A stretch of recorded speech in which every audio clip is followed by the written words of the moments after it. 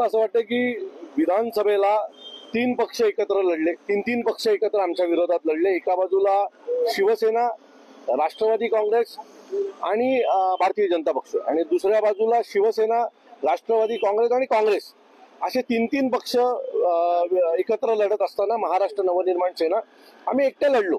अनेक विविध विधानसभेमध्ये आम्हाला 30, 40, 50 हजार, 70,000 मतदान झालेलं आहे, आणि तो आमच्या एकट्याचा आहे। यांच्यासारखा तीन पक्षांचा एकत्र येऊन आम्हाला मतदान झालेलं नाही।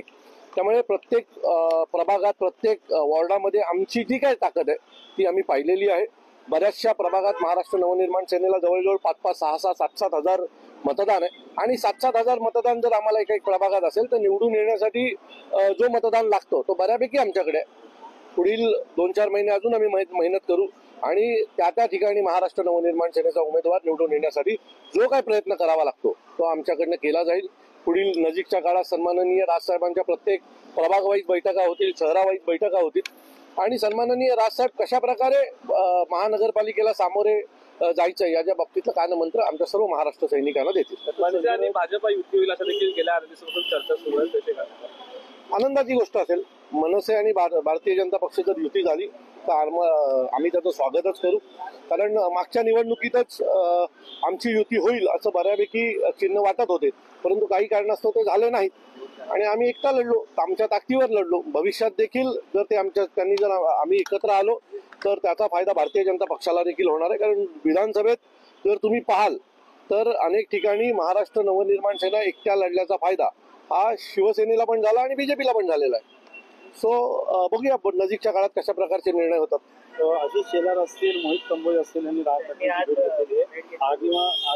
महापालिकेच्या निवडणुकीत मला असं वाटतं की राजसाहेबांना भेटायला सर्वच नेते जातात, अनेक जण त्यांचे मित्र आहेत, आणि महाराष्ट्रातलं एक मोठं नाव आहे राजसाहेब ठाकरे।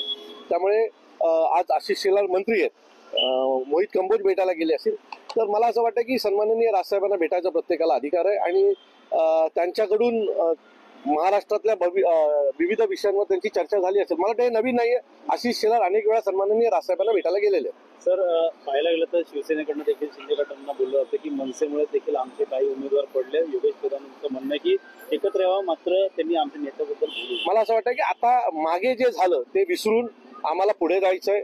जर युतीसोबत जाता आलं तर आनंदाची गोष्ट आहे, आणि त्यामुळे मागचं आम्ही सगळं विसरलेलं आणि नवीन सुरुवात केलेली आहे। भारतीय जनता पक्ष युतीमध्ये महाराष्ट्र नवनिर्माण सेना जर आली तर त्यांची देखील ताकद वाढणार आणि आमची देखील ताकद वाढणार। काळामध्ये ज्या त्या युती जी आहे एकनाथ शिंदेमुळे तुटली होती, त्याविषयी काय वाटतं? खरंच काय नेमकं कारण असं होतं? मला वाटतं याच्या बाबतीत या कुठल्याही बैठकीत आम्ही कोणी उपस्थित नव्हतो, त्यामुळे सन्माननीय राजसाहेब ज्या वेळेला या बाबतीत मेळावा घेतील आणि त्यावेळेला बोलतील त्यावेळेला ती भूमिका स्पष्ट असेल। त्यामुळे जर तरला आता उत्तर देणं ते मला योग्य वाटत नाही।